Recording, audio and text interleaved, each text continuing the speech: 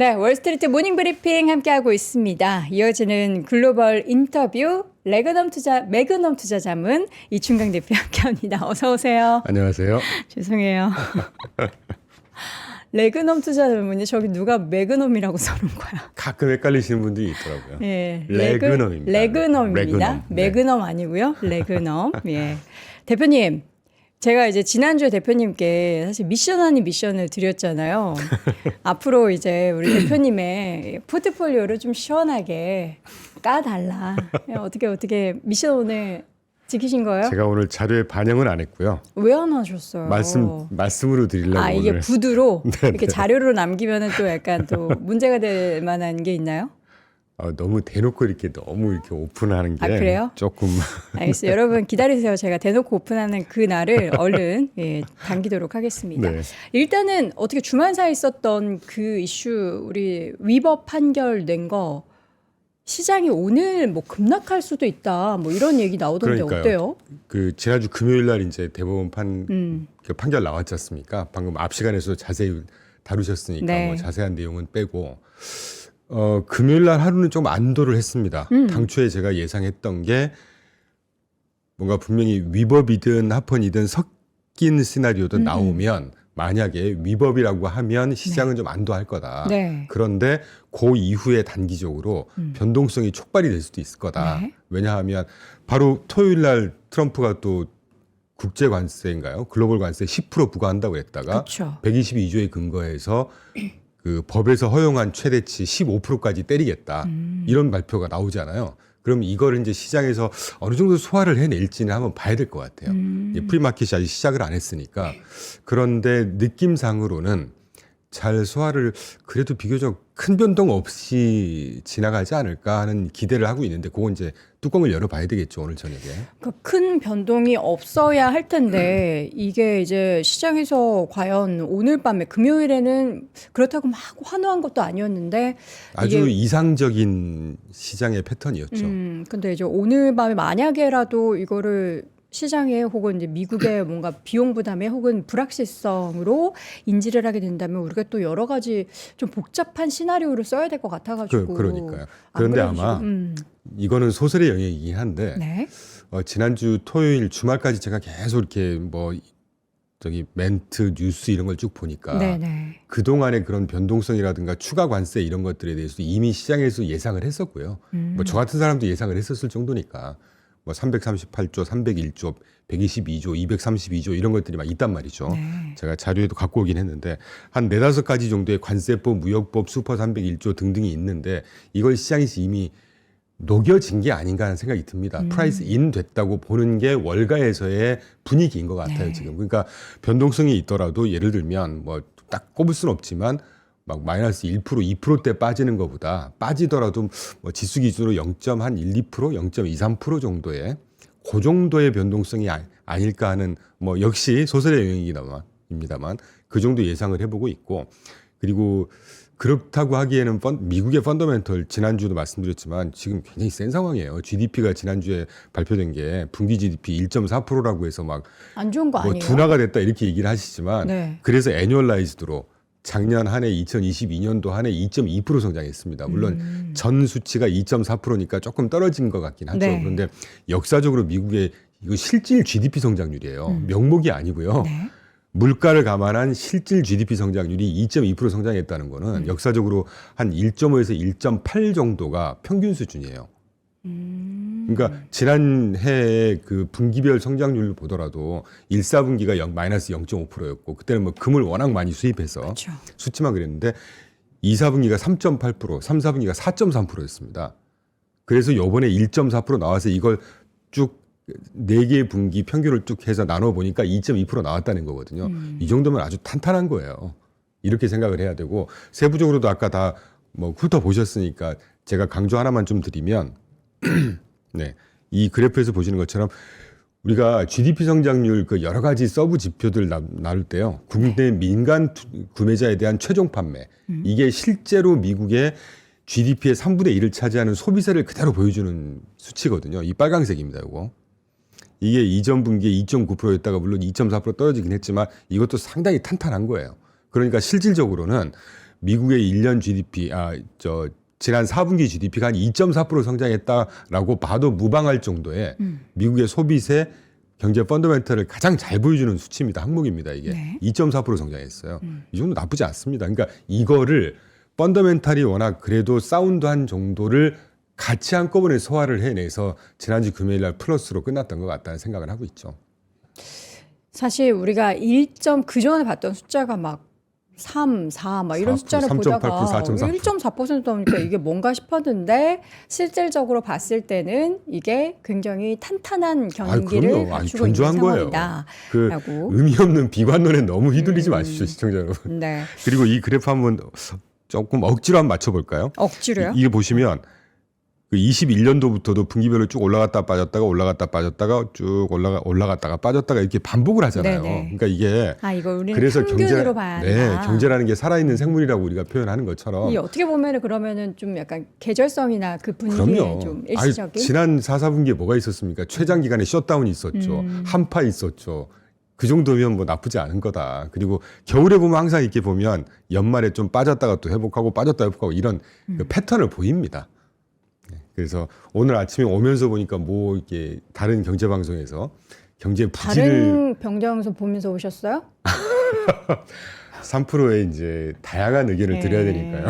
근데 뭐 그렇구나. 경제 부진을 또 벌써 언급을 하는데 네, 그렇습니다. 우리 절대 이충원 그런- 대표님이 월무부를 들으면서 오신 게 아니었구나. 아주 그런 섭섭하네요. 의미 없는 그 비관론에 너무 휘둘리지 마시길 바란다는 말씀을 네. 좀 드리고 싶었죠. 알겠습니다. 다른 경제방송은 이제 미국 거 보고 오시는 거죠? 아이, 그렇게 그럼요. 한번 가름하도록 하겠고요. 그래야 새로운 소식을 다양하게 드릴 수 있으니까. 자, 미국 대법원 관세 판결이 이제 오늘 밤에 어떻게 반영되는지를 보긴 해야 될 텐데 그 내용에 있어서 이제 트럼프가 글로벌 관세로 15% 부과한다라는 발표를 했어요. 처음에 그도 헷갈렸는지 10% 얘기했다가 15% 얘기했다가 정신이 좀 없는 것 같은데 발표하고 가만히 생각해 보니까 부글부글한 거죠. 그런가요? 원래는 맥시멈으로 15% 할 수 있고 그게 또 3개월이 좀 제한이 150일입니다. 있다면서요. 정확하게는 150일 동안 15%까지 때릴 수 있다. 근데 그거를 또 무기한 연장할 수 있다면서요. 그럼요. 의회 승인을 받거나 할 때 계속. 그러니까 이번에 관전 포인트 중에 하나가요. 뭐 해묵은 얘기입니다. 이미 지나간 얘기입니다만 아까도 언급하셨지만 요번에 판결의 핵심이 늘상 우리가 봤던 대로 아이파 에 근거한 보편 실효 관세를 때리지 마. 이게 위법이야. 그러니까 이 관세 자체가 위법이야라는 게 아니고요. 아이파에 근거한 거는 무역을 제한하는 조치까지만 가능한 거지 세금으로 여겨지는 관세까지 손대지 마 대통령이. 그러니까 관세가 완전히 잘못된 거라는 게 아니라 대통령이 때리지 마. 이거는 의회 권한이라는 얘기입니다. 그러니까 어떻게 보면요. 정치적으로 해석을 하면 이번에 대법원에서 트럼프한테 가이드라인을 준 거나 마찬가지예요. 네. 헷갈리는 관세 때리고 이렇게 하지 말고 너한테 이미 이 자료 꼭 보여주십시오. 네. 요 232조, 201조, 슈퍼 301조, 122조, 338조라는 게 다 있잖아. 대통령령으로 때릴 수 있는 게 있는데 왜 자꾸 헷갈리는 걸로 때리니? 이렇게 가이드라인을 준 거예요. 그러니까 트럼프 관세 2.0이 다시 시작했다라고 봐도 무방한 조치입니다, 이게. 그리고 특히 그 3명 제가 여기 써놨을 텐데 9명의 대법원 판사 중에 3분이 반대 의견을 내면서 특히 캐버논가요? 그분이 63페이지에 달하는 반대 의견서를 쭉 첨부를 했거든요. 그 안에 보면 아주 친절하게 가이드라인을 다 줬어요. 앞으로 예를 들면 지금 우측 하단에 5개 근거조항 갖고 왔잖아요. 대통령 행정명령으로 때릴 수 있는 이런 관세, 무역법, 뭐 관세법 이런 것들이 있는데 그 63페이지의 반대 의견 성명서를 뜯어해서 저도 다 전문은 못 받고 이제 해석하는 내용만 봤는데 예를 들면 이번에 122조 갖고 때린 거가 만약에 다시 누가 소송을 해서 우리한테 갖고 오잖아. 그럼 이거는 다 이제 합법이야. 이런 근거를 만들어 줬습니다. 그러니까 그날 바로 베센트가 그랬죠. 관세 수입 감소를 예상해서 하지는 마. 이거 다 니네 돌려받을 거라고 생각하지 마.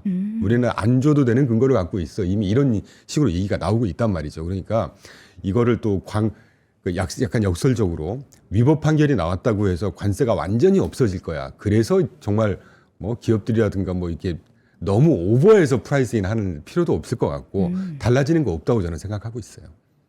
알겠습니다. 관세 얘기는 그러면은 뭐 추가적으로 어떠한 트럼프 대통령의 이제 추가적인 대응이 다양하게 나오긴 하겠지만 그 부분이 시장에는 뭐 엄청난 이제 어느 정도의 변동성을 줄지는 두고 봐야 되겠고 그렇지만 이런 사항들 뭐 232조부터 330조 이거 다 이미 알았던 네네. 내용이란 말이죠.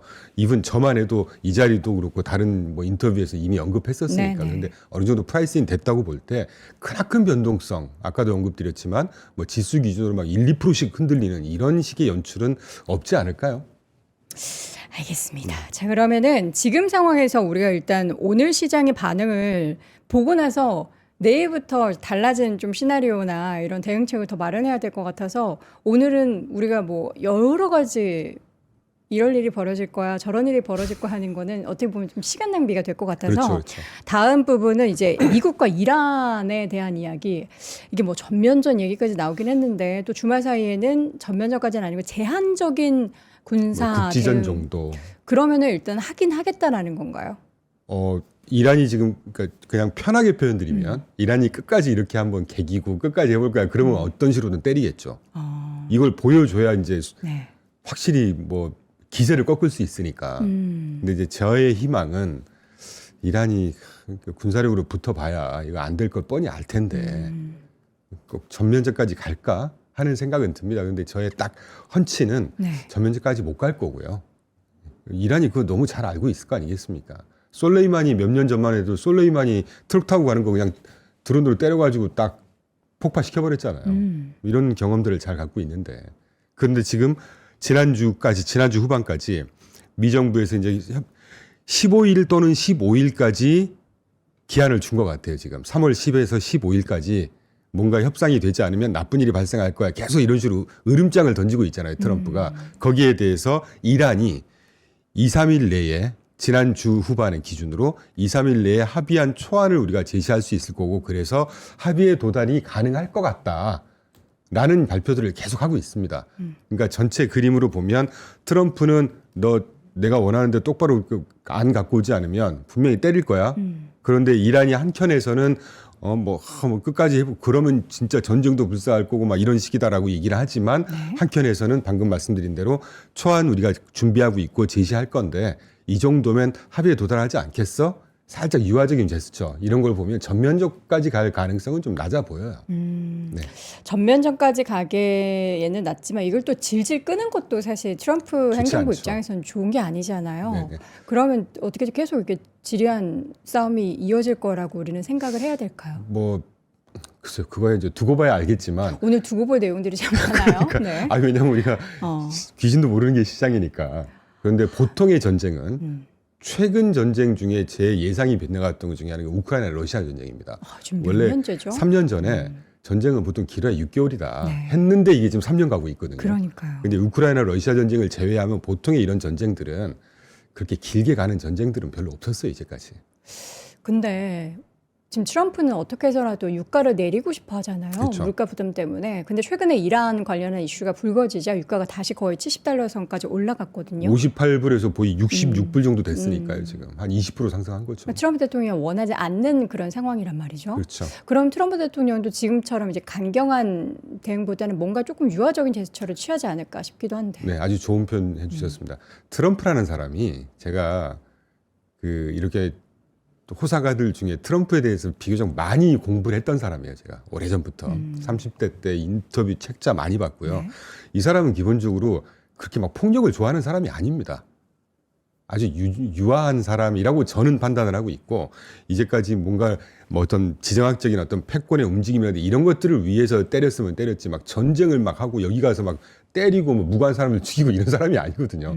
그렇다고 볼 때 기본적으로 이란도 글쎄요. 이란 뭐 지금 가장 큰 문제가 이제 핵무기인데 핵무기 정제 시설이라든가 이런 걸 깔끔하게 없애라는 거지 않습니까? 근데 이제 제가 느끼기로 또는 주말에 최근에 이제 다른 뭐 여러 이제 방송 같은 것도 보고 막 이렇게 훌륭하신 분들의 의견들을 보면 이란이 핵무기를 끝까지 가져가야 된다. 뭐 이런 스탠스는 또 아닌 것 같아요, 지금. 그리고 지금 수년간 강력한 제재를 받고 있지 않습니까? 그래서 내부에서 무너질 정도의 지금 지난 주말에 보니까 다시 시위라고 그러나요? 고등학생들까지인가 이란에서. 네, 휴업해가지고 지금 막 들고 일어나고 난리라고 합니다. 네, 핵을 포기한다고요? 네. 이란이? 그게 좀 가능한가요? 뜬금없는 전망인가요? 하여튼 그래서 나라가 망하고 정권이 맡기는 것보다 차라리 핵을 어느 정도 미국이 원하는 대로 좀 줘도 되지 않겠어? 약간 이런 식의 해석도 좀 있어요 지금. 일부 해석에는 네네, 일부에서. 그렇게 돼서 약간 그래서 전면전까지 저는 안 갈 거라고 봐요. 그리고 전면전이라고 하는 거는 정말 쉽게 생각해 보자고요. 이게 진짜 전면전 딱 갔을 때 군사력 갖고 싸우는 건데 이란 정도 따위가 뭐 어떻게 미국하고 뭘 붙겠다는 건지. 그렇죠.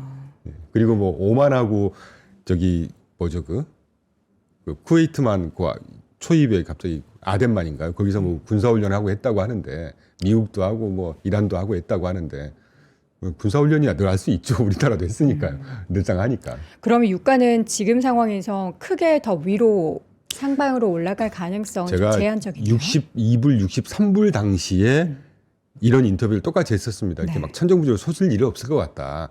지금 그래서 66불이긴 한데 뭐 제가 말 바꾸자는 게 아니라 70불 넘고 막 80불 가고 이러진 쉽지 않을 거라고 봐요. 왜냐하면 그러기에는 이 오페크 국가들이라든가 이 중동 국가들을 외에 주 공급자였던 이 중동 국가들 외에 저 중남미도 그렇고 뭐 마두로 때려잡은 것도 마찬가지였고 특히 미국만 해도 이 쉐일 오일의 어떤 파운데이션이 워낙 광범위하게 구축이 돼 있기 때문에 공급이 그렇게 중동 몇 개 국가에서 뭔가 위기가 있었다고 그래가지고 막 공급이 축소돼서 이 유가가 천정부지로 섰고 이런 공급 구조가 이 서플라이 체인의 구조가 아닙니다. 지금 이미 유가 시장이. 네. 그러니까 몇 년 전부터 이 오펙 플러스 국가들이 가격 전략에서 마켓시어 전략으로 바꾼 것만 봐도 이 전 세계 공급망 자체가 달라졌다는 것이죠.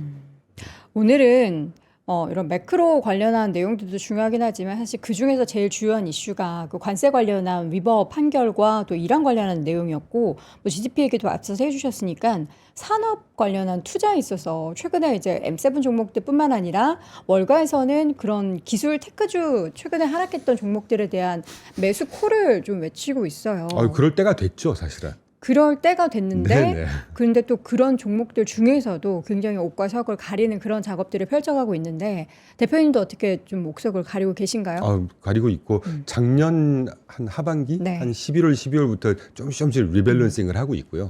저희는 사실은 지난주까지 해서 웬만한 뭐 당장 올해 이제 시장이 좀 어떻게 될지 모르겠지만 저희가 예상하는 시기에 대응하는 리밸런싱을 일단 1차적으로 마무리한 상태입니다. 그리고 또 하나 제가 그 앵커님 오늘 좋은 말씀 많이 해주시는데 하나 보여드리고 싶은 차트가 1월 말에 뱅크 오브 아메리카에서 S&P 500과 그 뭐죠? 맥세븐과 테크. M7 빅테크를 제외한 분기별 순 마진을 집계를 해봤나 봐요. 마진? 네. 이런 자료들은 잘 안 나오는데 네. 제가 그래서 사파를 그대로 캡션을 떠갖고 왔습니다. 네. 이게 진곤색이 S&P 500이고 한 약간 파랑색, 푸른색. 약간 푸른색이 그러니까 맥세븐. M7하고 테크를 제외한 것들이잖아요. 그러면 S&P 500이라고 돼 있는 짙은 곤색이 시가총액 방식으로 하다 보니까 대형 종목들을 그대로 보여준단 말이죠, 패턴을. 그러면 대형 종목들이 없는 패턴이 파란색, 짙은 곤색이 대형 종목들 M7을 내 마진을 나타내고 주는 거라고 오늘 왜 이렇게 많이 꼬이죠? 새벽이라 그랬습니다. 네, 나타내 주는 거라고 보셔도 네네. 되는 거예요. 근데 보세요. 26년도 올해 한 해까지 뱅크 오브 아메리카에 전망한 순 마진, 넷 마진입니다. 이게 순수익이란 얘기죠. 네.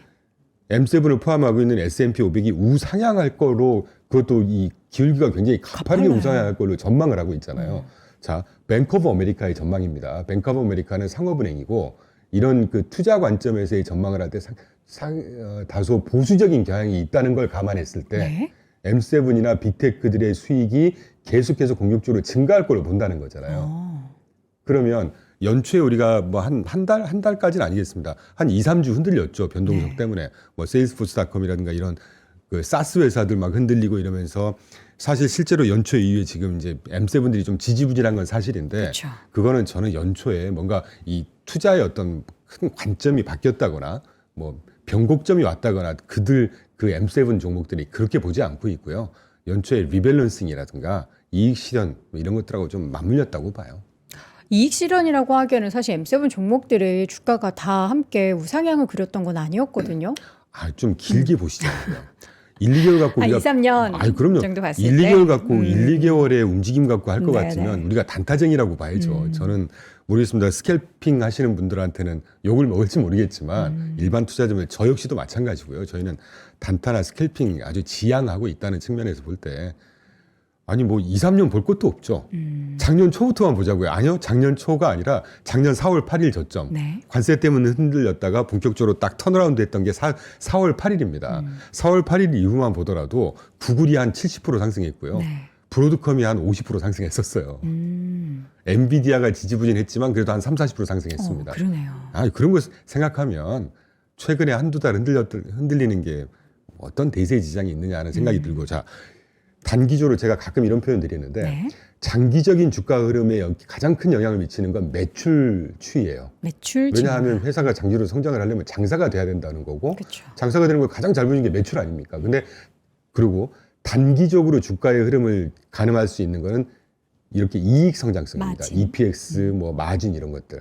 근데 지금 뱅크 오브 아메리카 다소 보수적인 상업은행에서 발표한 M7들 빅테크들의 순마진 추이가 이렇게 가파르게 기울기가 증가할 거로 예상을 한다는 얘기는 그 사람들 그냥 앉아갖고 대충 엑셀 갖고 숫자 넣어서 대충 때리진 않았을 거란 말이죠.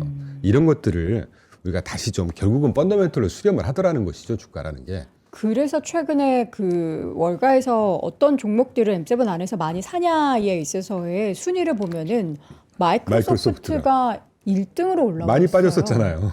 그러니까 이제 저평가라고 생각을 하고 사는 것이죠. 그게 이제 리밸런싱의 한 그렇죠. 일환이다. 에도 불구하고 조금 자세하게 들어가서 저는 마이크로소프트에 대해서 그렇게 긍정적이진 않아요. 저는 구글, 뭐 브로드컴, 네. 뭐 엔비디아는 워낙 뭐 대장주니까. 메타 얘기도 많이 하더라고요. 저희가 지난번 사실 이제 구글 이야기를 되게 열심히 했었던 인터뷰가 있었는데 거기에 이제 댓글에 메타 이야기는 왜 안 하시나? 메타도 워낙에 돈 잘 버니까. 근데 메타와 구글의 조금 다른 점이라고 하면은 메타는 주로 광고로 돈을 버는 회사고 이 구글은 광고도 있지만 클라우드. 뭐랄까요? 네, 뭐 클라우드건 뭐건 뭐 네. 소비자층이건 하여튼 수평 수직 통합이 다 이루어진 회사이기 때문에 그렇죠. 그리고 하드웨어까지 하드웨어까지 다. 함께 저는 그래서 개인적으로는 M7 중에 엔비디아를 제외한다면 네. 워낙 대장주를 제외한다면 저는 구글을 가장 중점적으로 봐야 되지 않을까 하는 생각을 하고 있고 메타 말씀 나온 김에 메타 작년 중반인가요? 그동안에 그 메타버스인가 그거 한다고 쓸데없는 돈 엄청 쓰고 욕 많이 먹고 근데 여름에 정신 차렸죠. 그래서 과감히 싹 정리하고 네. 그러더니 그다음부터 나오는 실적이 광고에서도 그렇고 매출이 굉장히 탄탄하게 나오고 있고 생각보다 주가가 탄탄하거든요, 메타가. 그래서 메타도 괜찮은 뭐 선택이 아닐까 하는 생각이 듭니다. 근데 지금 더 중요한 거는 그들 기업들이 계속해서 발전을 해 나가기 위해서는 투자를 해야 되고 그 투자에 대한 부담감이 있는 상황인데 그렇죠. 사실 지금 구글마저도 100년짜리 국채 발행하고 하는 등 현금이 좀 부족하지 않나, 좀 많이 줄지 않았나 하는 우려가 좀 있긴 해요. 당연하죠. 자, 제가 찾아뵐 때마다 이런 표현을 드리는데 레리 앨리슨이 재작년에 표현한 바에 의하면 지금 AI 초기 인프라 투자 기간에 이제 거의 종반부로 달려가는 것 같아요. 네. 뭐 12회라고 한다면 한 8회 정도 되지 않을까 하는 느낌이 드는데 지금 투자 기간이지 않습니까? 자, 그러면 투자 기간에는 돈을 그만큼 투자한 만큼 뽑아낼 수 없는 건 지금 당연한 거죠. 그러니까 시장에 조금 섣부르는 감이 없지 않아 있다는 생각을 하고 또 시장이 섣불게 접근하는 것 때문에 크나큰 어떤 변동성을 자연스럽게 줄인다라는 측면에서는 긍정적으로 바라보지만 네. 지금 초기 인프라 투자 기간에 그러면 이 투자라는 게 인류 역사상 가장 큰 규모의 투자를 하고 있다고 그러잖아요. 지금 AI 그쵸. 데이터 센터들 포함해서. 그러면 뭔가 이 안에서 이제 투자한 만큼의 수익을 못 뽑아내는 회사가 나올 것이고 위너와 루저가 또 갈릴 거란 말이죠. 이제. 그럼 우리의 역할은 저 역시도 지금 띄워주시면 좋겠는데 갖고 있는 차트가 이렇게 막대한 투자 때문에 각종 주가에 영향이 있을 거다, 있을 수밖에 없다라고 하는 차트입니다. 지금 왜 그러냐면 투자를 막대하게 하니까 KPX 투자를 계속 막 우측 좌측 그래프 보시면 KPX 투자를 계속 이렇게 막대하게 하니까 KPX 투자 안에 이제 R&D 같은 게 포함이 되겠죠. 이 두 가지가 어마어마하게 투자를 하다 보니까 바이백 같은 거 자사주도 그만큼 줄어들 거 아니에요, 여력이. 저걸 제일 걱정하더라고요. 그러니까요. 근데 자사주 때문에 주가가 어마어마하게 떴고 이런 것도 아니었어요. 그래서 자사주가 이렇게 줄어든다고 해서 주가가 많이 빠질까? 저는 좀 퀘스천 마크가 있습니다. 그리고 실제 M7들의 이제 현금 흐름이 이렇게 쭉쭉쭉 줄어든다는 거 아니겠습니까? 많이 주네요. 네네. 그러니까 이런 부분들이 아까 제가 연초에 뭐 이익 실현, 그다음에 리밸런싱 말씀드렸지만 이런 우려들이 다 믹스가 돼서 반영이 된 거였겠죠. 예. 그런데 지금 M7들 회사만큼의 뭐 이렇게 많이 줄어든다고는 하지만 워낙 많았던 수준이었기 때문에 이게 줄어든다는 게 우려할 포인트이긴 하지만 이 M7이나 빅테크 외에 우리가 믿고 투자할 만한 다른 대안이 또 있을까? 물론 저희 회사 같은 경우 또는 개인적으로는 상당히 다른 대안들이 보이긴 해요. 그건 이따가 기회가 되면 몇 개 업종을 좀 말씀드리고 가고 싶은데 앵커님 몇 주째 계속 저한테 그런 말씀해 주셔서 그런데 이 정도 친구들의 외에 다른 믿고 투자할 대안이 따로 있을까? 특별히 퀀텀? 퀀텀 요새 조용하죠. 또 다른 거 뭐가 있을까요?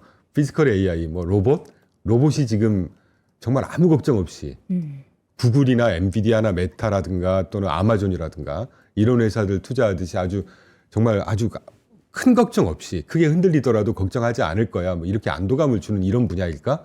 저는 아직은 잘 모르겠어요. 뭐 그 정도. 예. 이번 주 엔비디아 실적 발표가 우리나라 시각으로 월요일이 오늘이 월요일이죠. 목요일 아닌가요? 아침입니다. 네네. 목요일 새벽에 예정돼 있는데 월가에서는 좀 어떻게 예상들이 나오고 있나요? 다들 뭐 좋게 나올 거다. 그런데 그때 앵커님이 한번 좋은 표현 해주셨잖아요. 이 정도 나왔는데 이걸로 만족할 건지 그 눈높이가 너무 안 할 건지. 높으니까 늘. 눈높이가 워낙 높았으니까. 그래도 중요한 거는 앵커님 제가 뜬구름 잡는 얘기일 수도 있겠지만 주가보다요. 주가가 반영하는 실제 그 회사의 펀더멘털이 중요한 겁니다. 이 펀더멘털이 전분기 대비 추세적으로 계속 증가하는 추세이냐 이게 중요한 거죠. 시장에서 기대한 만큼의 어느 정도가 나왔는데 시장에서 이만큼을 기대하고 있다고 해서 단지도 주가가 흔들린다고 해도 그게 대세계 지장이 없다는 얘기예요. 네. 보세요. 지난 한 3, 4년 동안 엔비디아 주가가 얼마나 상승을 했습니까? 지금 한 몇 개월 쉬고 있는 겁니다, 지금. 뭐 작년 연말부터 생각하면 한 15%, 20% 빠졌을까요? 지금 5년 전만 한 3년 정도만 쭉 확장을 해보면 엔비디아 주가가 6배 상승했을 거예요. 네. 아마. 그렇게 생각하면 중요한 건 매출이고 단기적으로는 뭐 EPS 수익이라고 말씀드렸었지만 이런 것들이 전분기 전년 대비 꾸준하게 성장을 하고 있는 추세를 보여주는지가 더 중요할 것 같아요. 저는 그런 면에서는 크게 문제가 되지 않을 거라고 보고 있습니다. 그러면 지금 매출 증가율이 중요할까요? 아니면은 그 마진이 꺾이지 않는 것이 더 중요할까요? 둘 다 중요하겠죠. 왜냐하면 우리가 AI라고 하는 걸 우리가 바라보는 지금 그 투자의 관점은 AI가 꺾일까? 이거가 아니고 AI가 계속해서 성장을 할까라는 얘기잖아요, 지금. 그러면 성장이 가장 중요한 그 지표 중에 하나가 매출액이고 네. 또 단기적으로 주가를 또 지지해 줄 수 있는 또 중요한 지표가 수익성이기 때문에 근데 아마 수익이나 매출은 지난 한 2, 3주 됐죠. ASML 실적 발표했고 장비주 그다음에 TSMC 매달 실적 발표하는 거 사상 초유의 실적 나왔지 않습니까? 그렇죠. 그러면 거기하고 불가분의 관계가 있는 엔비디아 실적은 당연히 그런 패턴으로 나올 거예요. 다만 이제 시장이 그 정도 만족을 할까 못할까는 두고 봐야 되는 문제인 것 같고 그래서 저는 AI의 성장세가 꺾였다든가 이거 전혀 걱정하지 않고 있습니다. 이번 주에 발표되는 엔비디아 실적 발표 그 이후에 이제 젠슨항 CEO가 나와서 또 컨콜을 할 텐데 그렇죠. 늘 그랬듯이 자신감이 넘칠 거란 말이죠. 그러겠죠. 근데 지난 분기랑 한 2개 분기 연속 엔비디아는 실적 발표하고 나서 오히려 주가가 안 좋았었어요. 2개 분기뿐만이 아니고요. 2023년 2, 4분기 때부터 본격적으로 폭발적인 성장을 했거든요. 네. 그때 분기 EPS 성장률이 뭐 400%, 600% 막 이랬으니까 그때부터 항상 고한 1, 2개 주, 그러니까 2024년부터 이미 실적 발표할 때마다 3%, 4%씩 빠졌습니다, 항상. 네. 근데 실적은 어마어마한 실적을 발표했었죠. 그러고 나서 그걸 다 회복하고 열 몇 배씩 상승을 했다. 네. 이걸 좀 중점적으로 보자는 거죠. 기억을 하자는 거죠.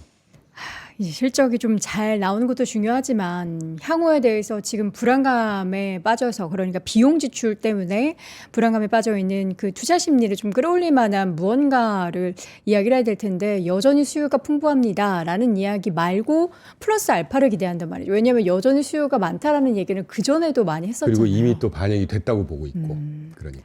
과연 어떤 얘기가 나오게 될지 이번 주에 오늘 밤도 그렇고 지켜봐야 될 내용들이 너무 많아요. 그래서 투자 심리가 오히려 확실하게 움직이지 못하는 것 같아요. 미리 매수 버튼을 누른다든가 뭔가 포지션을 만든다든가 하는 거를 이번 주 하기는 정말 어려울 것 같아요. 글쎄요, 저는 M7으로만 보면 단기적으로 뭐 저점이다라고 표현한 게 적당할지는 모르겠습니다만 지금 매수 타이밍 맞는 것 같은데요. 저는. 오히려 지금이 매수 타이밍이다. 좀 쉬어가고 있지 않습니까 지금. 그래서 이런 시기가 뭐 저가 매수 뭐 굳이 표현하자면 저는 단연 그렇게 생각하고 있습니다. 지금 업종 관련해서 기업들의 실적에 대한 데이터 하나 가지고 오셨거든요. 요걸 마무리하면서 우리 대표님은 지금 그래서 포트폴리오 비중에 있어서 운영하고 계시는 그 운용사에 어떤 비중으로 지금 싣고 계시는지 구두로라도 말씀해 주시죠. 그 뭐 실적 이거는 이미 다 아실 거니까 네. 그냥 빼버리고요. 여러분께서 IT, 빅테크 워낙 잘 아시잖아요. 네. 근데 그거는 빼고요. 그건 이미 다 아시는 거니까. 올해 중점적으로 여러분께서 관심을 가져볼 만한 섹터 몇 개만 제가 던져드리고 가면 이미 아실 거예요. 파워 인프라, 전력 인프라. 전력 인프라 구글에서 미국의 전력 인프라 ETF를 찾아줘라고 하시면 몇 개 쭉 찾아줍니다. 그것만 갖고 주가 흐름만 딱 비교를 해보세요. 그러면 저는 올해 저희가 23년, 24년, 25년, 22년도는 뭐 워낙 시작 첫 해였으니까 네. 매년 저희 포트폴리오의 수익을 항상 견인해 줬던 테마 한두 개가 있었거든요. 네. 올해 그 중에 하나가 전력 인프라가 아닐까 하는 생각을 하고 있고 올해 들어 지금 YTD로만 볼 때 전력 인프라 관련된 ETF가 벌써 한 22% 상승하고 있고 ETF입니다. 그리고 또 하나 제가 작년부터 계속 강조드렸던 산업재 ETF를 한번 꼭 찾아보십시오. 산업재, 인더스트리얼 분야의 산업재 ETF를 꼭 한번 찾아보시라는 말씀드리고 싶고 그 다음에 조금 더 길게 보면 방산, 뭐 우리나라건 글로벌이건 방산 ETF를 꼭 찾으셔가지고 한번 관심을 가져보시면 요 세 개 중에 절대 실망시키진 않지 않을까 하는 느낌이 듭니다. 산업재, 방산, 전력 인프라. 대표적인 ETF는 뭐 여러분들도 다 투자하고 제가 계실 거니까. ETF까지 뭐 티커까지 알려드리기 너무 좀 그렇고요. 구글에 제가 말씀드린 요 세 가지 키워드 딱 대표 ETF가 찍으시면 있죠. 미국 상장된 ETF 중에 네. 방산 ETF 찾아줘. 뭐 이런 식으로 쭉 찍으시면 네네. 다 나옵니다. 요 세 가지, 그러니까 사실 저희가 이전 시황 이야기를 할 때도 전력 관련한 종목들 그리고 지금 뭐 종목을 하나 말씀드릴까요? 저희 ETF 플레이만 하니까 제가 네. 뭐 종목쟁이라고. 좋습니다. 컴포트 시스템스라는 회사 한번 찾아보십시오. 컴포트 시스템즈. 아실 만한 분은 다 아실 거예요. 컴포트 시스템스가 연초 이후에 지금 거의 5% 상승했을까요? 네. 네. 이 기업을 딱 꼽아서 이야기하시는 이유는 이게 전력 인프라 핵심 회사 중에 하나입니다. 소리 없이 강한 컴포트 시스템즈라는 네. 키워드가 붙어 있는데 그렇게 붙어 있나요? 이 기업이 엄청 큰 기업은 아니잖아요. 네. 대장주는 아니에요. 네. 근데 근데 대장주가 핵심 종목 아닌데 중에 하나입니다. 이 기업을 꼽으신 이유가 있으실까요? 좋아 보이거든요. 좋아 보이는 그 그리고 제가 개인적으로 이유는? 갖고 있습니다. 개인적으로 여러분 이 종목을. 저희는 개별 종목 안내하고 이런 사람 아닙니다. 네네. ETF로만 고객 포트폴리오 구성하고 있고요. 사실 지금 우리가 이제 M7 얘기하고 그러면은 시청자분들 중에서는 워낙에 이제 요새 그 종목들 외에 퍼포먼스가 좋은 기업들이 많으니까 조금 지루하게 느껴지실 수도 있는데 어떻게 보면 교과서적인 이야기잖아요. 여러분 많이 하락한 M7 중에서 이런 걸 사야 하는데 이런 걸 어떻게 보면 좀 지루하게 저런 얘기 말고라고 저는 생각하실 올해 텐데. 되게 편안하다니까요. 제가 컴포트 시스템 다른 뜻이 아니고 정말 올해는 투자할 게 너무 많아요. 투자할 이름도 만한 게. 컴포트네요. 그 중에 하나도 파워 인프라고 제가 아까 세 개 말씀드린 거는 어떤 식으로 저희 포트폴리오에 다 반영이 돼 있는 네네. 섹터 전략 테마들입니다. 알겠습니다. 사실 요 지금 정도면 되겠죠. 좋습니다. 다음번에 저희가 그 벤다이어그램 이런 거 아예 그냥 대놓고. 요청을 한번 해보도록 하죠. 사실 월요일 시간에는 저희가 매크로 이야기를 쭉 하면서 시장에 대한 전략을 여러분께 주로 말씀을 드리는 상황인데 매크로 얘기는 이제 여러분들 귀에 잘 안 들어오셔서 종목 그래서 뭐 사야 돼, 어떤 ETF 사야 돼, 요에 대한 해다고 제가 이제 열심히 또 대표님이 또 이런 얘기하는 거를 좀 부담스러워하세요. 근데 끌어내봤습니다. 오늘 제가 가기 전에 중요한 거 하나 갑자기 생각이 나는데 어떤 거요? 여러분 그 올해 상반기 중에 아마 미국발 소비 모멘텀이 증가하고 있다는 얘기가 분명히 나올 겁니다. 증가요? 네, 다시 상승할 거다라는 얘기가 분명히 나올 거예요. 왜요? 작년 7월달에 통과된 감세안 OBBBA에 네. 근거한 그 리펀드라고 하잖아요. 연말 새 뭐라고 그러죠? 환급해 주는 거. 네네. 이게 2월부터 한 4월, 5월 동안에 어마어마한 규모의 환급이 이루어질 거예요. 돈이 꽂히는군요. 네, 그러면 미국 사람들의 습성상 바로바로 씁니다. 네. 지금 연초에 지금 PC 지난주 발표됐던 아까 민간 구매자에 대한 최종 소비 이런 것들이 나쁘지 않잖아요. 네. 이런 것들을 한번 중요하게 보시고 그래서 필수 소비재라든가 소비 관련한 것들 네. 그리고 기업들한테는 산업재 그러니까 결국은 돌아 제가 아까 산업재 말씀드린 거에 다 회귀가 되는데 이 소비 모멘텀이라든가 이 미국 소비자들 기업들의 다시 그 리펀드 환급이 꽂히는 이런 것들이 상반기에 미국 그 소비 진작 또는 네. 산업의 어떤 지금 우리가 집중하지는 않고 있지만 기업들의 뭐 자본재 지출이라든가 이런 것들 굉장히 아직 양호하게 바텀업 하고 있거든요. 이런 것들이 아주 중요한 사인이라고 봐요. 그래서 미국 경기에 대해서 너무 요새 막 주가가 흔드는 게 좀 지지부진하니까 뭐 우려감들을 많이 표출하는 사람들이 있는데 네. 거기에 너무 그 의구심을 갖지 마십시오. 알겠습니다. 소비가 좋아진다라는 시그널 나올 거다. 그 내용에 대해서 또 다음 주에도 자세하게 또 이번 주에 여러 가지 불확실성이 다음 주에는 조금 더 윤곽이 드러날 거기 때문에 그 내용도 체크해 보도록 하죠. 레그남 투자자문 이충광 대표와 함께했습니다. 고맙습니다. 네, 감사합니다. 자, 오늘도 월스트리트 모닝 브리핑 함께 하셨는데요. 오늘 댓글 분위기가 그렇게 안 좋았어요. 다 응원해주면서 서로서로 응원하는 그런 세상을 좀 만들었으면 좋겠습니다. 저희가 4월에 출발하는 유라시아 원정대가 진짜 놀랍게 하루 만에 모든 좌석이 다 전석 매진이 됐어요. 그래서 여러분의 뜨거운 성원에 힘입어서 저희 윤명철 교수님과 급하게 일정 조율해서 저희가 정말 어렵게 2차 모집 5월 달에 떠나는 여행 준비하고 있으니까요. 추가 모집에 대한 문의 영상 하단 링크 통해서 자세한 내용 확인해 보시길 바랍니다. 저는 그럼 내일 오전 6시에 다시 돌아올게요. 여러분 오늘도 고맙습니다.